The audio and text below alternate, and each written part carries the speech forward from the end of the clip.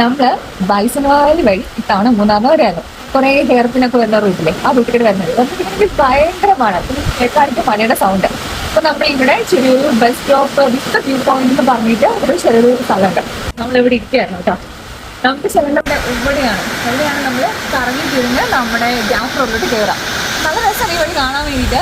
പക്ഷെ നമ്മൾ വരുന്ന വഴിക്ക് നമ്മൾ കയറി വന്ന വഴിയെല്ലാം നമുക്ക് കാണാൻ പറ്റുന്നു. പക്ഷെ ഇപ്പോൾ കോട കയറി ഭയങ്കരമായിട്ട് ഇങ്ങനെ മൂടി കിടക്കാണ്.